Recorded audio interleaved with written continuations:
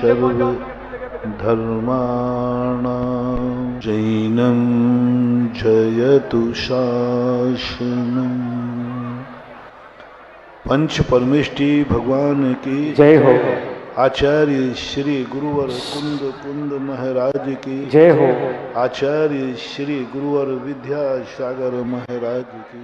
बोलिए परम पूज्य जगत में न्यापक स्वर्ण मणिपुंग श्री सुधा सागर जी महाराज की, समस्त आचार्य संघ की। महिलाएं सब नीचे उतर जाओ फटाफट अब प्रवचन के बाद। इस दुनिया की कुछ व्यवस्थाएं ऐसी हैं वस्तु स्वरूप से, जहां हम कहीं एक स्वरूप नहीं देख पाते। वस्तु एक स्वरूपी नहीं, अनेक स्वरूपी है। हम कहें कि हम दृष्टा ही मात्र हैं तो हम श्रोता भी हैं, क्योंकि कान के भी मालिक हैं। आंखों के मालिक हैं तो हम दृष्टा हैं, कानों के मालिक हैं तो हम श्रोता हैं, और वचन मुख के हम मालिक हैं तो हम वक्ता हैं। हाथों के हम मालिक हैं तो हम कर्ता हैं, और इन सब चीज़ों के हम मालिक हैं इसलिए हम भोक्ता भी हैं। हम क्या हैं? कोई एक पूछता है कि मैं एक शब्द बताओ मैं क्या हूं, हो ही नहीं सकता, क्योंकि वस्तु अनेकांतमयी है और कथन स्याद्वादमयी है। स्याद्वाद धर्म नहीं है, जो कल मैंने कहा था। स्याद्वाद धर्म नहीं है, एक दृष्टिकोण है। स्याद्वाद ना तो द्रव्य है, न गुण है और न पर्याय है, कुछ है ही नहीं। स्याद्वाद वक्ता का अभिप्राय है। अभिप्राय न गुण होता है, न पर्याय होती है, न द्रव्य होता है, लेकिन अभिप्राय होता तो है। स्याद्वाद धर्म नहीं है, क्योंकि स्याद्वाद जो है अनेकांत को धर्म कहा। अनेकांत धर्म है, उस धर्म की अभिव्यक्ति करने का साधन है स्याद्वाद। ये दो पद्धतियां जब जैन दर्शन की अमोघ शक्तियां हैं, धर्म को अलग कर दिया और धर्म के अभिव्यक्त करने वाली शैली को अलग कर दिया। जो स्वयं वस्तु नहीं है वो वस्तु को कैसे सिद्ध करेगी? जो स्वयं गुण नहीं है वो वस्तु के गुणों को कैसे सिद्ध करेगी? जो स्वयं पर्याय नहीं है वो वस्तु को कैसे सिद्ध करेगी? यही चमत्कार है। चमत्कार की परिभाषा अपन ने समझी थी। जो सामान्य रूप से कारण भी दिखे नहीं और कार्य देखने में आ जाए उसको चमत्कार बोलते हैं। कारण दिख नहीं रहा है, कारण समझ में आ नहीं रहा है, फिर भी कार्य देखा जा रहा है। जैसे मूर्ति पर कोई अभिषेक कर नहीं रहा है और अभिषेक हो रहा है, चमत्कार हो रहा है। सारे दर्शनों में जैन दर्शन का चमत्कार सबसे बड़ा यही है, जो स्वयं द्रव्य गुण पर्याय नहीं है, जो स्वयं सत्ता विहीन है, स्वयं अस्तित्व रहित है, वह भी शाश्वत अविनाशी अनेकांतमयी वस्तु को सिद्ध कर देता है। अस्तित्वहीन वस्तु कैसे परिणति बनेगी? शाद्वाद कुछ है ही नहीं, अभिप्राय को क्या कहें, अर्पित को क्या कहें? अर्पित तो एक दृष्टिकोण है, जो कल मैंने कहा था। और ये स्यादवाद एक ऐसा चमत्कार है, ये चमत्कार जिसके ज्ञान में नहीं है वो वस्तु को कभी समझ नहीं सकता, और स्यादवाद को जो धर्म समझ ले वो वस्तु को कभी जान नहीं सकता। एक ऐसी स्यादवादमयी वाणी प्रभु ने दी जिसके संबंध में कल मैंने कहा था ना, प्रमाण नए वस्तु स्वरूप नहीं है। प्रमाण नए ना तो वस्तु है, न वस्तु का गुण है, न वस्तु का धर्म है, लेकिन ये प्रमाण नयों के द्वारा हम वस्तु को जानते हैं, वस्तु को समझते हैं। चश्मा आंख नहीं है, चश्मा देखने वाली आत्मा भी नहीं है, लेकिन चश्मा आंख को कुछ दिखाता तो है। चश्मा तो कांच है, ना वो आंख है और ना आंख देखने वाला आत्मा है, फिर भी वह दिखाता है। ऐसा ही प्रमाण न सिद्धांत ये वस्तु रूप नहीं है, लेकिन वस्तु स्वरूप को बचाते हैं, वस्तु स्वरूप को बताते हैं। कांच के समान चश्मा के समान जो अप्रगट है उसको प्रगट कर देते हैं। जो आंख दिख नहीं रहा था उसको दिखाने लग जाता है, चश्मा दिखाने लग जाता है। अभी हम देख नहीं पा रहे थे,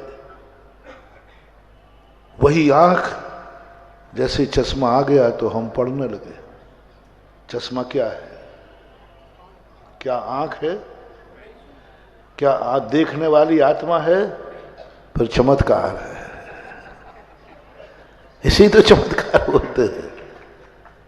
एक जड़ है, आंख चेतन से संबंध रखती है, देखने वाला चेतन है।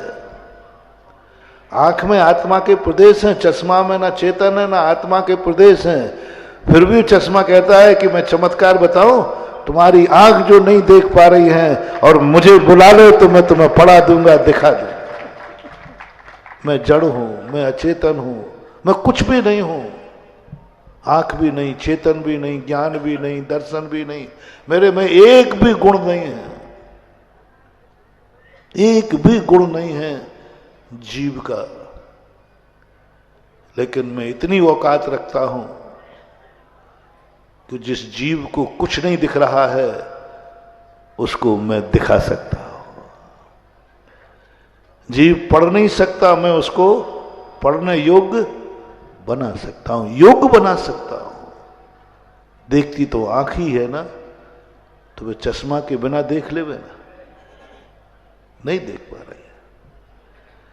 यही दशा है, वस्तु अनेकांतमयी है, लेकिन वस्तु अनेकांतमयी दुनिया में अपना प्रदर्शन नहीं कर सकती, उद्घाटन नहीं कर सकती, क्योंकि बहुत कठिन है वस्तु, परस्पर विरोधियों से भरी है,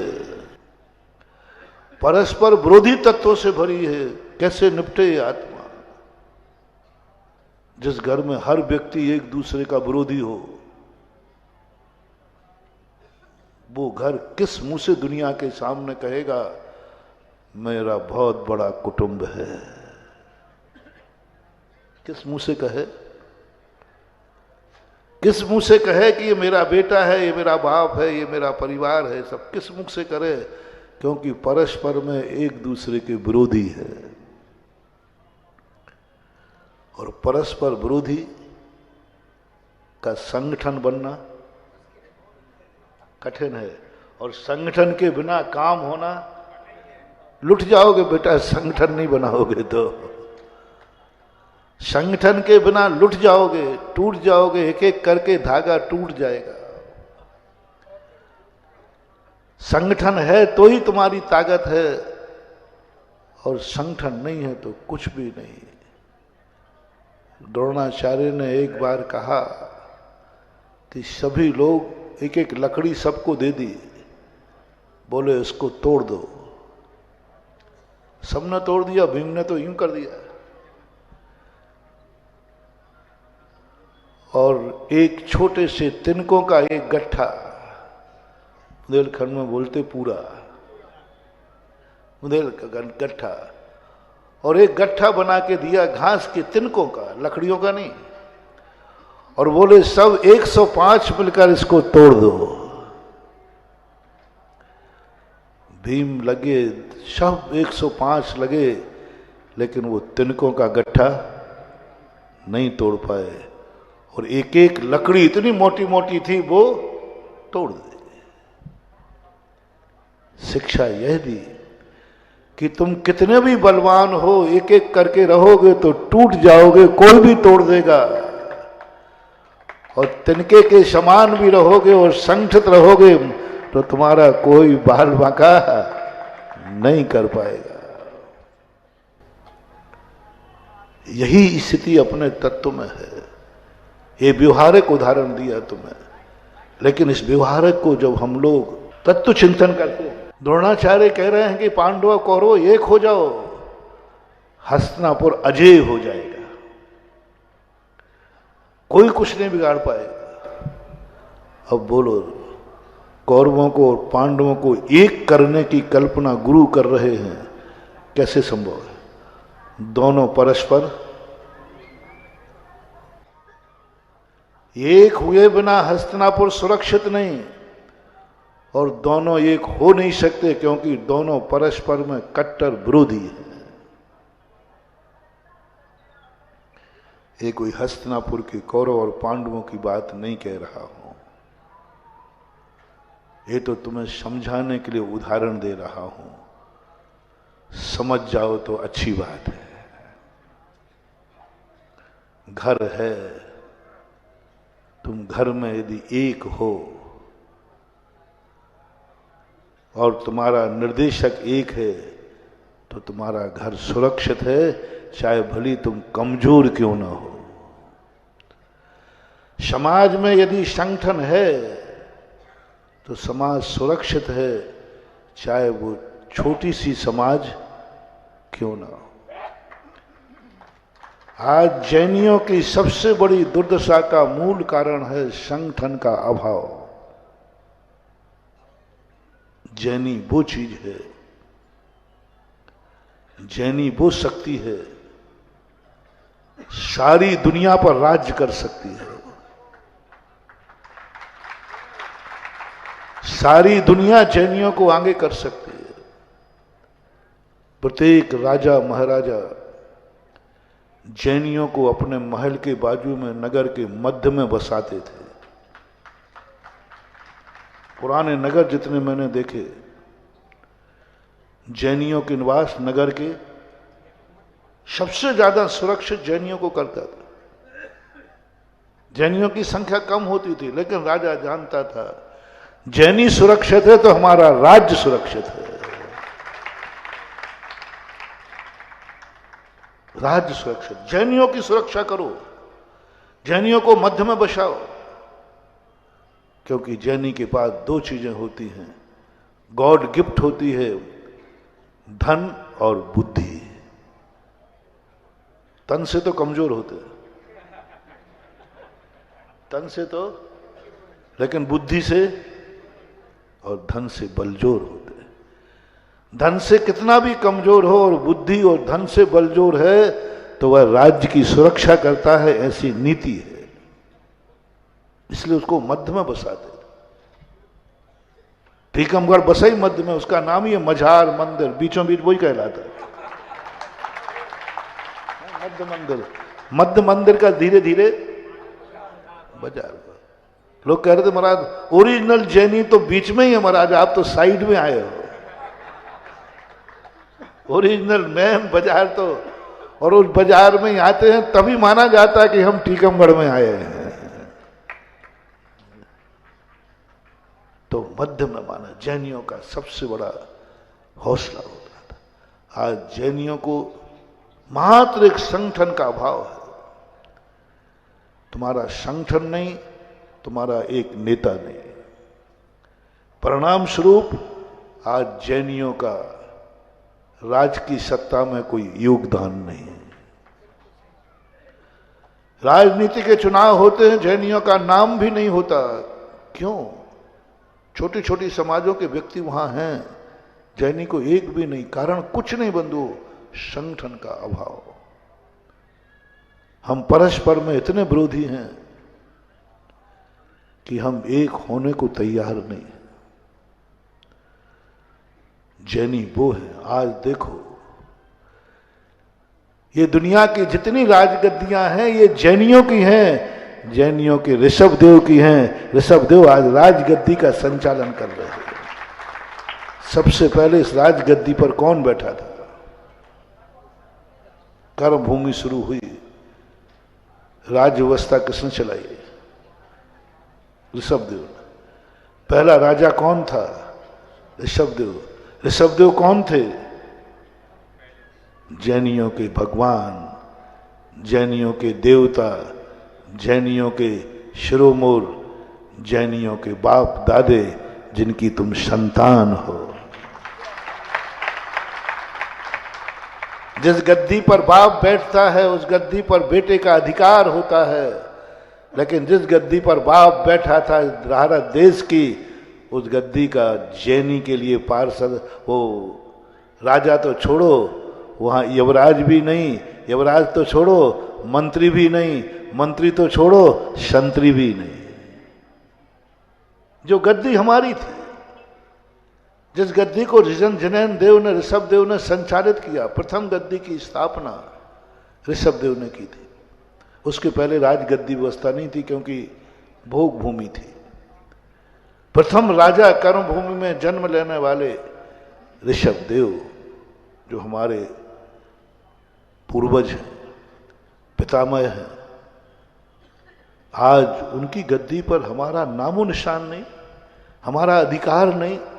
हम ये कह भी नहीं सकते कि ये गद्दी मेरी है। क्यों हुआ ऐसा? मूल कारण है, हम टूटते गए, हम बिखरते गए, अपनी अपनी ढपली और अपना अपना राज। हमने अपने अपने मोहल्ले में, हमने अपने अपने मंदिर बना लिए, हमने अपने अपने मोहल्ले बांट लिए। तुम नंदीसर वाले, हम मझार वाले, हम वैद्य वाले, हम कॉलोनी वाले, हम फलाने वाले। अरे एक हो जाओ, हम टीकमगढ़ वाले।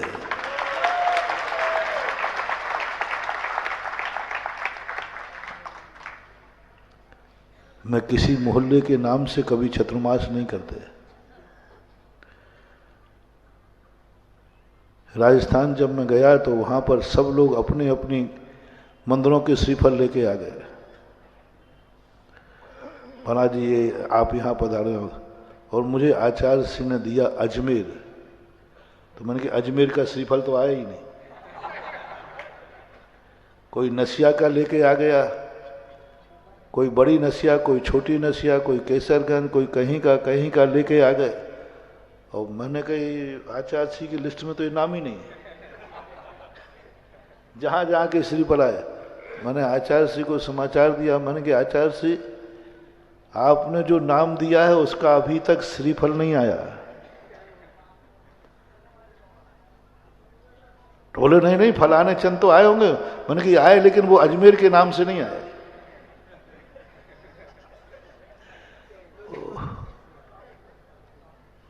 मैंने कैंसिल कर दिया। मैंने कहा भाई मेरे गुरु की आज्ञा तो अजमेर जाने की है, और अजमेर का अभी तक श्रीफल आया नहीं। तो बोले महाराज मैं अजमेर में ही रहता हूं। अजमेर में रहते हो, अजमेर तो नहीं हो। अजमेर में रहना और अजमेर होना अंतर है। बहुत दिन में वो समझ पाए, फिर सब मिलकर अजमेर का श्रीफल चढ़ा, फिर चतुर्मास हुआ। हम एक नहीं हो पा रहे। और ये भी ध्यान रखना, अजमेर नाम की कोई चीज है ही नहीं। टीकमगढ़ है, इसका नाम क्या है? और मैंने कहा टीकमगढ़ का नाम, टीकमगढ़ वाले बनो। अब देखना कैसा विचित्र नाम दिया, जिससे मैं व्यामोहित हो रहा हूं। टीकमगढ़ वाले बनो, नंदीश्वर कानी वाले नहीं, मझार वाले नहीं। तुम कौन हो? वो टीकमगढ़ कहाँ है ही नहीं। टीकमगढ़ की नाम की चीज टीकमगढ़ है ही नहीं। बता दो कहाँ है टीकमगढ़? ये स्थान, ये तो वो डोंगा है। मंदिर बन रहा है वो तो नंदीश्वर है। बाजार है वो मजार। टीकमगढ़ कहाँ है? आहा, इसी को बोलते चमत्कार। टीकमगढ़ है नहीं और हमें टीकमगढ़ में आना है, और टीकमगढ़ है नहीं। इसी को बोलते शादवाद, जो हमने प्रारंभ में कहा ना, जो है नहीं, ना द्रव्य है, ना गुण है, ना पर्याय है, और उसके बिना कोई सिद्धि हो ही नहीं सकती। भारत कहाँ है? इस पूरे देश को क्या कहते हैं? कहाँ है? बोलो भारत। कोई विदेशी आए, वो कहे कहाँ जा रहे भाई? बोले भारत जा रहे। अब वो प्लेन वाला कहे कि भाई उतरो भारत। बोले कैसे उतरूं, ये तो दिल्ली है। मुझे दिल्ली नहीं जाना, भारत जाना है। बोलो भारत है कि नहीं? कहाँ है? कहाँ है? किसका नाम भारत है? एक तो बता दो पूरे भारत में, एक बता दो महाराज ये भारत है। नहीं है तो फिर ये कहो भारत है ही नहीं, क्या मत देना। और कह दिया है तो बताने की हिम्मत करो कि भारत ये है।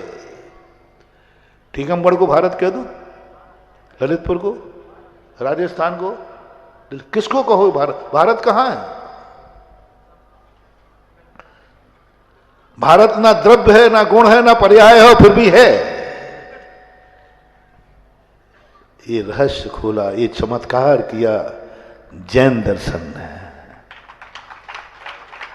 भारत कहीं दुनिया में ना द्रव्य गुण पर्याय कहीं भी नहीं मिलेगा, ना कहीं अस्तित्व है उसका, ना आकाश में, ना पाताल में, ना पेड़ में, ना पौधे में। कोई, सब व्यक्ति कहेंगे तुम भारत हो क्या? नहीं। तुम भारत हो क्या? तुम भारत हो क्या? एक एक कण से, एक एक मिट्टी से पूछ लो, पशु से पूछ लो, पक्षी से पूछ लो, भारत कोई भी कहने वाला नहीं है। लेकिन दुनिया में आज तक हम भारत के नाम से ही जीते आए। हम भारतीय हैं और भारत है नहीं। हम टीकमगढ़ वाले हैं और टीकमगढ़ कहीं है नहीं। टीकमगढ़ है ही नहीं। पूरा टीकमगढ़ घूम लो, कहाँ है? आप ही लोग, आप तो बहुत दिन से टीकमगढ़, पंडित जी साहब, पंडित सब मिलके बता दो टीकमगढ़ के, टीकमगढ़ है ना? कहाँ है?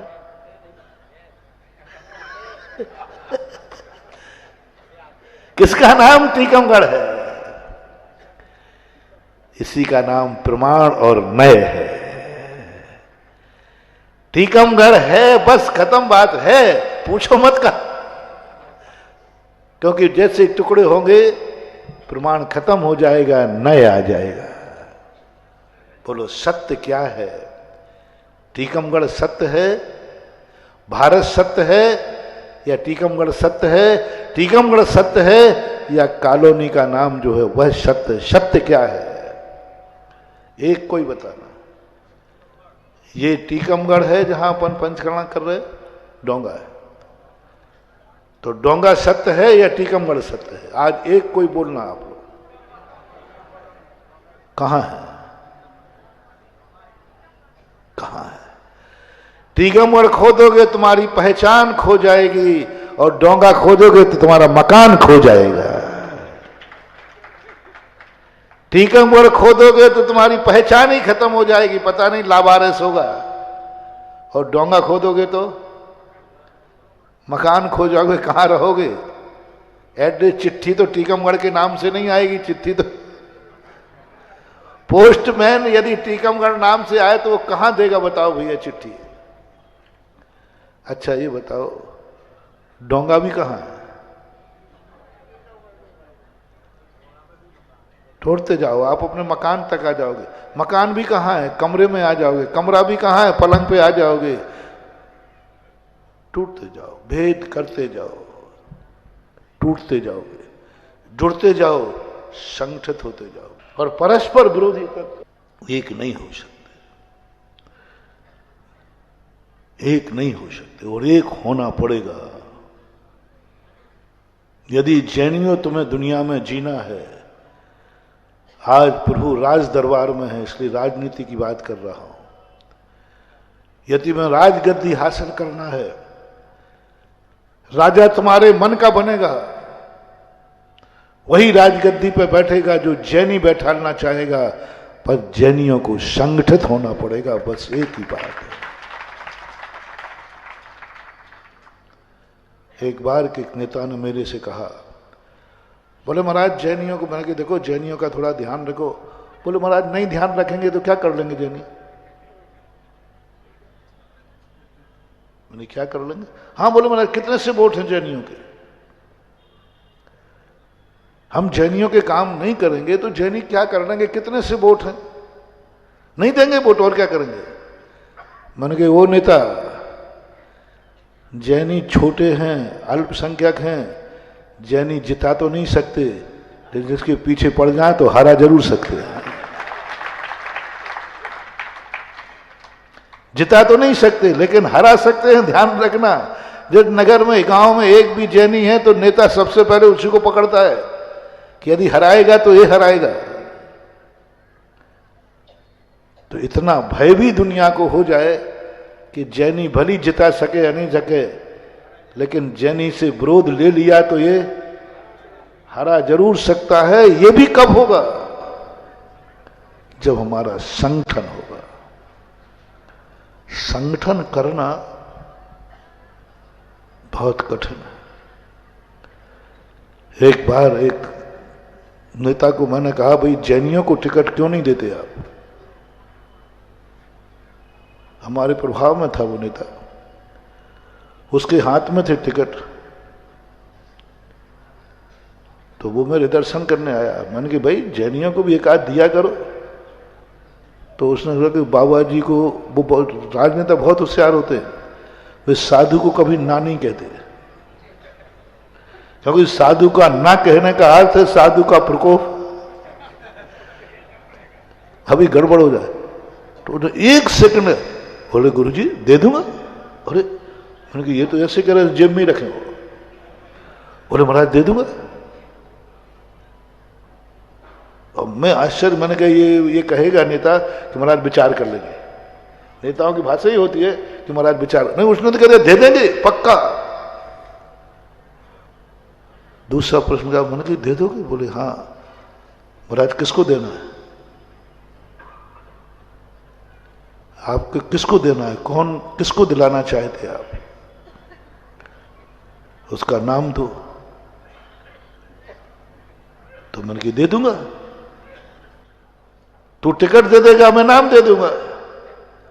बोले महाराज जी एक बात मेरी है, मैं इतनी बड़ी रिस्क ले रहा हूं, बिना पार्टी के, बिना मीटिंग किए, बिना, आपको वचन दे दिया पूरी समाज में एक नाम देना और पूरी समाज की वोट एक ही नाम पर डलवाना हो। अब मुझे थोड़ा सा आप लोगों पर बड़ा अहंकार है कि हाँ कर लेंगे, ये तो हमारे भक्त हैं, हमारी एक आवाज में सबका वोट एक तरफ जाएगा। ये मुझे थोड़ा सा, मेरी अच्छाई समझो या बुराई समझो, अहंकार है कि मैं इस माइक से जो आवाज लगाएंगे किसी जैनी की हिम्मत नहीं है वो उसको ना माने।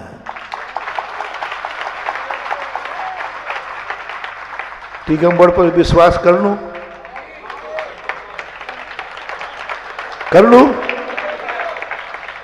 क्योंकि यहां थोड़ा मैं अभी थोड़ा नया नया हूं ना। ललितपुर में तो मैं घोषणा कर देता था कि मैंने कह दिया तो ललितपुर ने कह दिया जाओ। बहुत अच्छा लगा। टीकमगढ़ ने कम से कम ऊपर ऊपर से तो कह ही दिया। और ये विश्वास मुझे है, था, लेकिन विश्वास टूट गया। मैंने कहा दे दूंगा, एक नाम दे दूंगा मैं आपको, उसको दे दूंगा। मैं पूरी समाज की 4-5 मीटिंग की, 200-500 लोगों की मीटिंग की, 1 महीना की मीटिंग की हमने, हम एक नाम पर सबकी सहमति नहीं बना पाए। जिसका नाम आवे वो कहता नहीं मेरा विरोध है, वो खड़ा होगा। मैं थक गया। नेता फिर 1-1.5 महीने बाद आए, बोले गुरुदेव नाम आईसी। उसने शर्त क्या लगाई थी? सारी समाज की सहमति एक पर हो, सबके वोट एक साथ डलना चाहिए, बैंक वोट होना चाहिए आपके, मिल जाएगा टिकट। मैंने कहा कि नहीं दे पाया, नहीं दे पाया नाम। उसने कहा महाराज अब आप हमारे नेताओं की गलती है, हमारी पार्टी की गलती है कि तुम्हारी समाज की गलती है? वो ऐसा कहकर के चला गया। हम जवाब नहीं दे पाए, जवाब नहीं दे पाए, हम कुछ नहीं बोल पाए। बोले महाराज अब बोलो मेरी गलती है कि आपकी समाज की?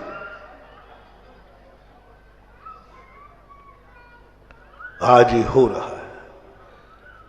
जैनी पार्षद उस मोहल्ले से हारता है जो जैनियों का मोहल्ला होता है। जैनियों के मोहल्ले से जैनी हारता है। आज की ये नीति हो गई।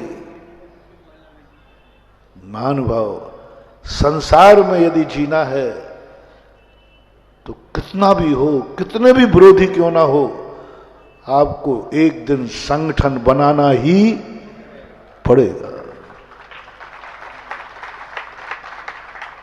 भाई कितना भी दुश्मनी कहे, लेकिन तुम्हें भाई से मेल करके चलना ही, भाई जैसा मीत नहीं और भाई जैसा दुश्मन नहीं। नीति कही गई है, विश्वास करो भाई का चाहे वो बैरी हो, क्योंकि भाई तो आपको एक संगठन बनाना पड़ेगा। आज जिस राजगद्दी को ऋषभदेव पवित्र कर रहे हैं, जिस गद्दी की ऋषभदेव ने स्थापना की, उस पवित्र गद्दी पर आज उनके वंश का, उनके अंश का कोई अधिकार नहीं है। क्या भूल हुई? मात्र हमारा संगठन का अभाव। हम सारे अनाथ हैं, हमारा कोई नेता नहीं है। हमारे जैनियों का भारतवर्ष कोई एक नेता नहीं है जो एक आवाज उठा दे तो सारे जैन सिरोधारी कर दे। उनके पास है जिनको हम कहते हैं कि ये लोग तो हिंसक हैं, जिनको कहते हो तुम तो ये तो क्रूर हैं, जिनको कहते हो ये तो मांस खाते हैं, जिनको तुम कहते हो उनके नेता हैं। हिंसा करने वालों के नेता हैं कि एक ने आवाज उठा ली, पूरा भारत मान लेता।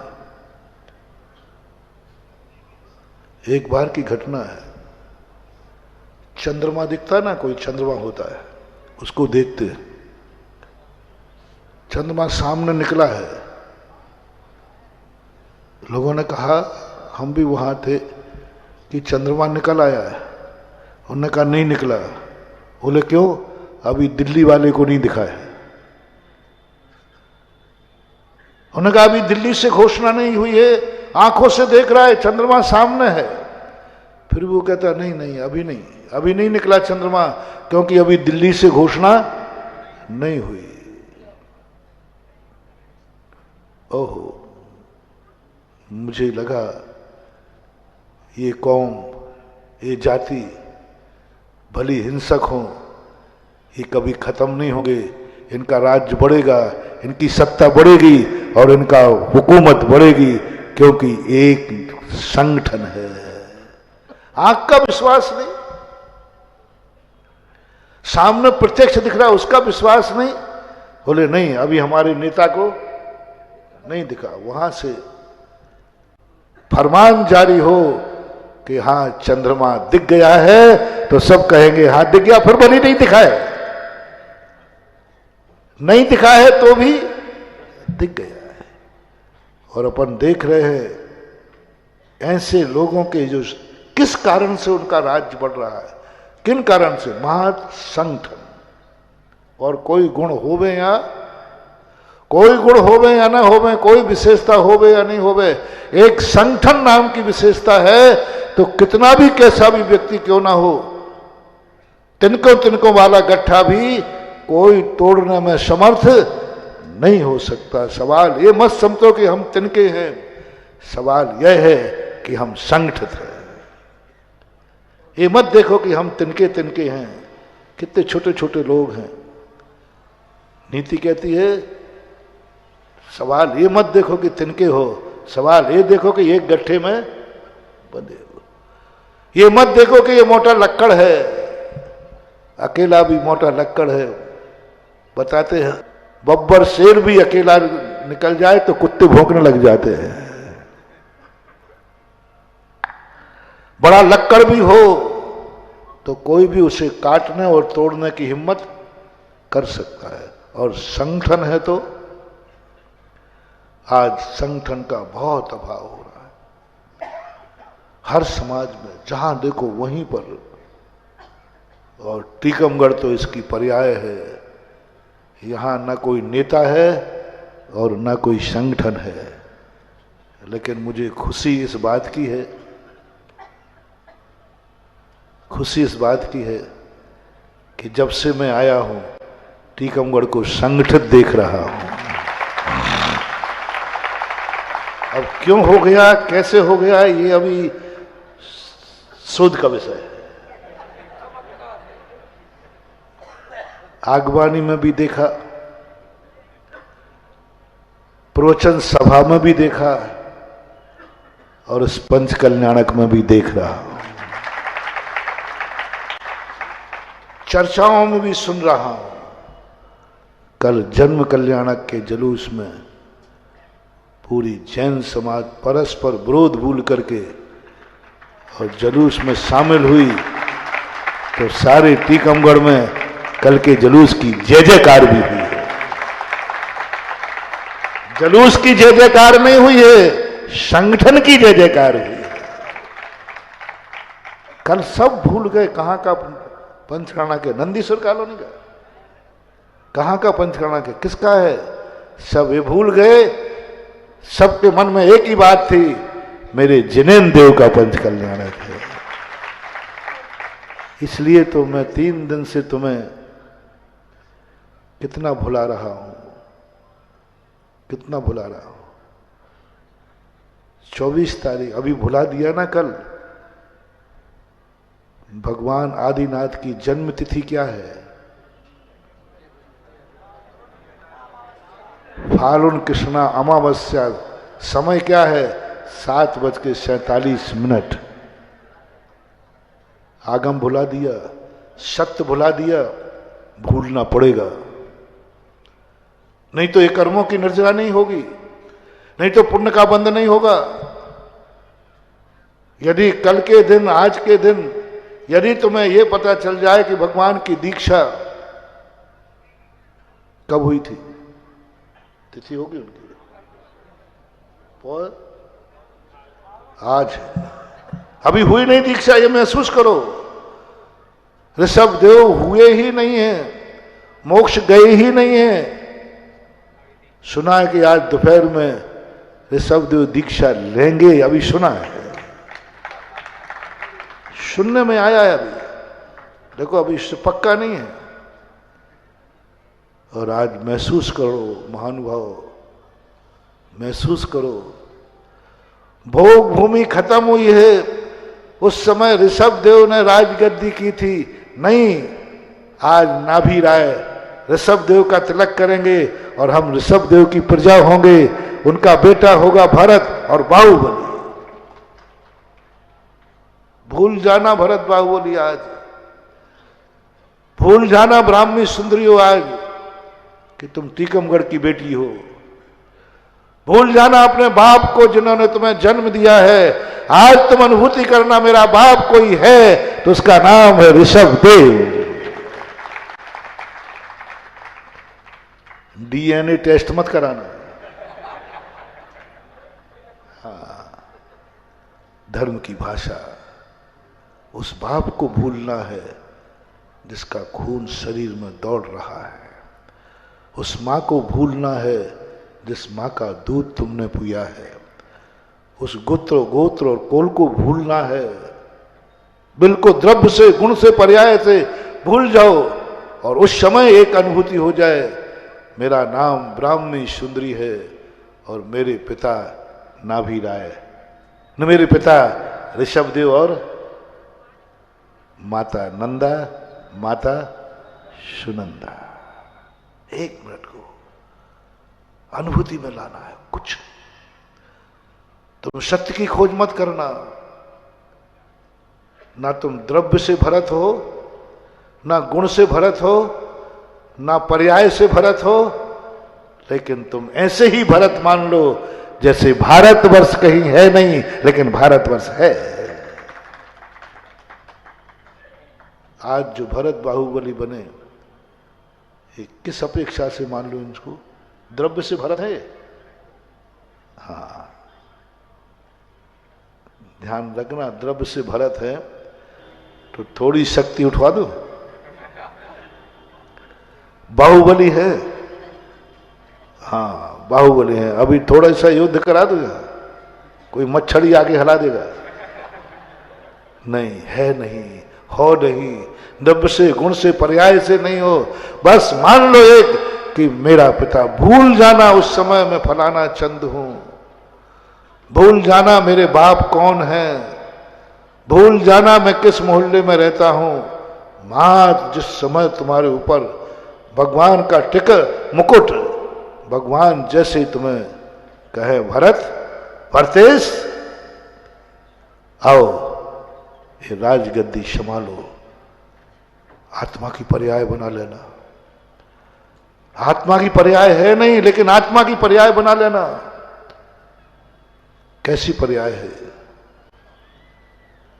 पत्थर की मूर्ति में भगवान की कोई पर्याय नहीं है, कोई पर्याय नहीं भगवान की। वो तो जड़ है, जड़ कभी चेतन हुआ है? वो तो स्थावर है, स्थावर कभी त्रस हुआ है? लेकिन अनुभूति में वो है नहीं। पाषाण की मूर्ति में कभी चेतनता की पर्याय हो ही नहीं सकती, उसमें अनंत चतुष्टय हो ही नहीं सकता, है ही नहीं।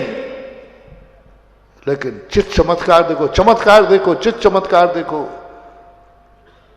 भक्त कहता ये हो नहीं सकता। पाषाण पुद्गल था, पुद्गल है, पुद्गल ही। जड़ था, जड़ है, जड़ ही रहेगा, है नहीं उसमें। लेकिन भक्त ने जैसे आंख खोली, उसे भगवान का स्वरूप दिख लिया और नमस्कार कर लिया। था नहीं उसमें, था नहीं उसमें, फिर कैसे दिख गया? इसी को तो बोलते चमत्कार। साक्षात जनेन देव के दर्शन करने वाला व्यक्ति चमत्कारी नहीं है। मूर्ति में भगवान को जब देख रहा है तो नियम से चमत्कार से बढ़कर कोई दूसरा नहीं है। मैंने पहले ही कहा, चमत्कार किसे कहते हैं? जिसका कार्य दिख रहा हो लेकिन कारण, आधे दिख रहा हो लेकिन आधार। कहां जड़ प्रयोगशाला में टेस्ट करा लो, पंचगणा के बाद भी तो वही कहेंगे तो मार्बल की मूर्ति है, फलानी खदान का है ही नहीं इसमें, न कहीं नहीं। लेकिन वही है, वही है। हिरण्याकश्यप को नहीं दिखेगा, प्रहलाद को दिखेगा। वैष्णव दर्शन में एक उदाहरण आता है। हिरण्याकश्यप पूछता है, क्योंकि अहंकारी था, भगवान कहाँ है? बोले आप कहाँ देखना चाहते हो? जहां देखो वही है। बोले इस खंबे में है? बोले है। हिरण्याकश्यप ठहाका लाके हंसता है, बोले बुद्धू कहेंगे, ये तो खंबा है। मिस्त्री को बुला दिया गया, पलाव मिस्त्री, इसमें तूने भगवान रखा था? बोले नहीं साहब, मैंने तो खंबा बनाया था, पिलर बनाया था। प्रहलाद कहता है राजा ने कहा तोड़ दो। तोड़ा, बोलो क्या निकला? प्रहलाद की बात सही निकली कि हिरण्यकश्यप की? क्या उसमें था? फिर कहां से आ गया? क्या उसमें था, फिर कहां से आ गया? इसी को बोलते चमत्कार। क्या इस मूर्ति में भगवान है? नहीं है। क्या क्या हम सब बुद्धू हैं? है। सत्य कहता है नहीं है, और श्रद्धा कहती है भगवान है। बोलो सत्य श्रद्धा सत्य से ऊंची होती है। अभी अपना विषय क्या चल रहा है? अपन में वो ताकत है जो सत्य से ऊपर पहुंच सकते हैं। सत्य में ताकत नहीं है कि मूर्ति का एक जड़ मूर्ति पाषाण को भगवान सिद्ध कर दे। श्रद्धा में ताकत है कि वो जड़ मूर्ति में भी भगवान का दर्शन कर ले। मिस्त्री सत्य था, हिरण्यकश्यप सत्य था। मिस्त्री ने खम्मा ही बनाया था। मिस्त्री ने खम्मा ही बनाया था। यह सत्य है, झूठ नहीं बोल रहा है। उसको खम्मे बनाने की पैसा मिला। मिस्त्री कहता है साहब मुझे तो खम्मे बनाने की मिस्त्री मिली थी और मैंने खम्मा ही बनाया था, क्योंकि यहां पर पिलर लगाना था, दीवार साधना थी, छत साधना थी, बीम रखना था। भगवान के ऊपर थोड़ी बीम रखा जाता, भगवान के ऊपर थोड़ी छत रखी जाती। मैंने भगवान किया ही नहीं। यह सत्य है, यह सत्य है। सत्य से ऊपर उठो। प्रहलाद सत्य से ऊपर उठ गया। बोले ये तो सत्य है, ये तो सत्य है, खम्मा है। यदि प्रहलाद भी सत्य ही देख रहा है तो फिर हिरण्यकश्यप और प्रहलाद में अंतर क्या रहा? प्रहलाद सत्य से ऊपर उठ गया और श्रद्धा की पर्याय इतने सत्य से ऊपर ले गई, इतने सत्य से ऊपर ले गई कि जैसे ही उसको तोड़ा गया उसका श्रद्धे निकल आया। जैन दर्शन में भी एक कहानी है समंतभद्र महाराज की। सत्य है, एक पाषाण है, पाषाण पिंड है, यह सत्य है। बनाने वाला कह रहा, देखने वाला कह रहा, सारी दुनिया ने कहा ये क्या है? पाषाण पिंड है, ये सत्य है, ये सत्य है। लेकिन समंतभद्र महाराज सत्य से ऊपर उठ गए। आंखें देख रही हैं दुनिया की, एक आंख गलत हो सकती है, हजारों आंखें गलत। सब कहते हैं सत्य है, पाषाण पिंड है। राजा देख रहा, सब देख रहा, सारी दुनिया देख रही, कोई संदेह ही नहीं है, क्योंकि सत्य में संदेह कभी किया भी नहीं जाता। सत्य में संदेह करना भी नहीं चाहिए, सत्य में कोई विकल्प करना ही नहीं चाहिए, और सत्य में विकल्प होता ही नहीं, क्योंकि हाथ कंगन को आरसी क्या, पढ़े लिखे को फारसी क्या, सामने सबको दिख रहा है ये पाषाण पिंड है। लेकिन जो सत्य है वही अंतिम नहीं है, जो सत्य है वही अंतिम नहीं है। सत्य के ऊपर होता है एक चमत्कार जो श्रद्धा से निकलता है, जो भगवान से नहीं भक्त की पर्याय बनती है।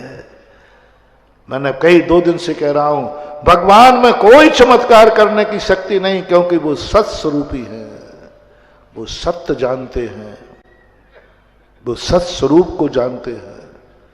वो चमत्कार नहीं कर पाएंगे, क्योंकि उनका श्रद्धा गुण नहीं है। उनका श्रद्धा गुण खत्म हो गया, प्रत्यक्ष गुण आ गया। श्रद्धा तो परोक्ष पे होती है, प्रत्यक्ष पे श्रद्धा वो तो प्रत्यक्ष। समंतभद्र महाराज ने कहा देखो सत्य से ऊपर उठता हूं मैं, सत्य से ऊपर उठता हूं। वंदे विवंद्यम महता मृषीन्द्रम जिनम जितस्वांत। जैसे ही नमस्कार किया, सबने अपनी आंखों से देखा कि चंद्रप्रभु भगवान प्रकट हो गए। क्या चंद्रप्रभु भगवान उसमें थे? क्या किसी ने रखा था? क्या किसी ने बनाया था?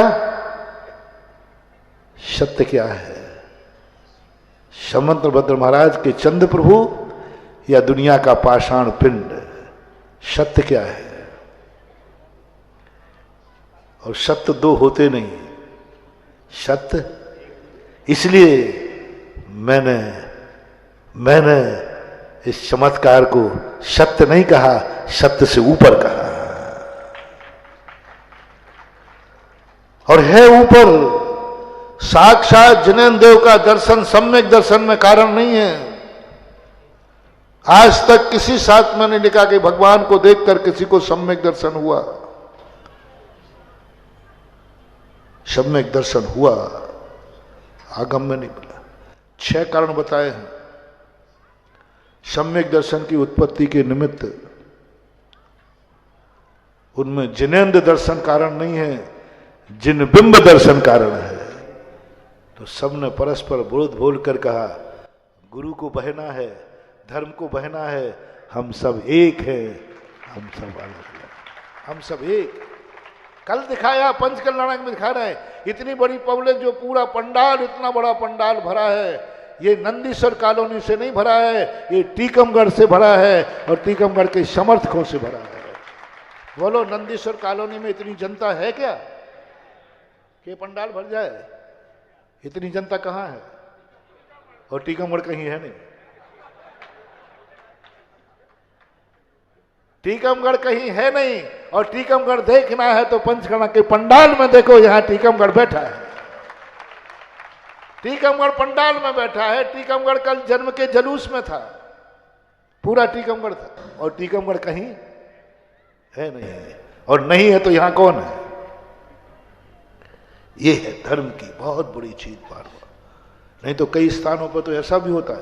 पहले यहां हुआ हो तो, क्योंकि मैंने आने के पहले सारे महुआ फेंकवा दिए थे। जब श्री कृष्ण को पता चला कि द्वारका का विनाश शराब से होगा, तो उन्होंने सारे महुआ के जितनी सामग्री थी ना, वो सब कहां फेंकवा दी? जंगलों में फेंकवा दी। लेकिन वो जंगलों में फेंकी हुई कि ना किसी ने पी लिया तो मामला गड़बड़ हो गया। इसलिए मैंने सारे महुआ फेंकवा दिए आने के पहले। लेकिन क्या पता एक आध वो फेंके हुआ ही वहीं गड्ढों में प्यास लगे और पानी मान के पी जाए तो, जान करके तो नहीं पिएगा, पक्का है, लेकिन प्यास लगेगी तो पानी मान करके तो। वही तो हुआ था द्वारका में। राजकुमारों को प्यास लगी, पानी था नहीं, वो पानी मान के पी गए और वो थी उन्मत्त हो गए। तो ऐसी बात होती है।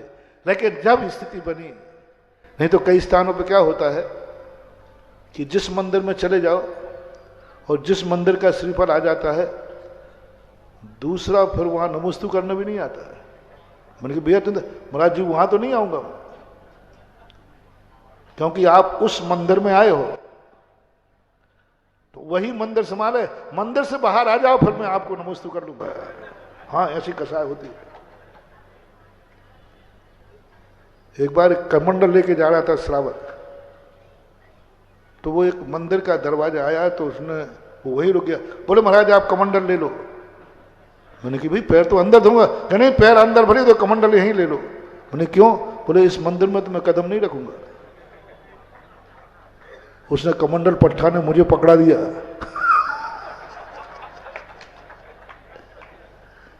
लेकिन मुझे खुशी है ऐसी कसाई टीकमगढ़ में नहीं है। और बंधु, पंचकल्याणक का आनंद नहीं आ रहा है। पंचकल्याणक तो सदा होते रहे हैं, होते रहेंगे। टीकमगढ़ के संगठन का आनंद आ रहा है, ध्यान रखें। एकता का आनंद आ रहा है। सारा टीकमगढ़ कल जुलूस में निकला भगवान के साथ, उसका आनंद आया है। और भगवान तो हमेशा हाथी पे निकलते हैं, निकल रहे और निकलते रहेंगे। और अकेले भगवान हाथी पे बैठकर निकल रहे होते, और नंदीश्वर कॉलोनी नहीं, कमेटी रहेगी अकेली। भगवान तो वही थे, अकेले कमेटी लेकर के हाथी को लेकर बाजार में घूमते तो शाम को क्या चर्चा होती? तो प्रभावना भगवान के घूमने की है कि भगवान के साथ घूमने वालों की है। कलऊ एकता बलम। महानुभाव, कितना भी विरोध हो, जब धर्म की बात आए, तब जात की बात आए, जब जैनी की बात आए, तब नगर की बात आए, तब देश की बात आए, तब हमारे लिए कहना है वसुदेव कुटुंबकम।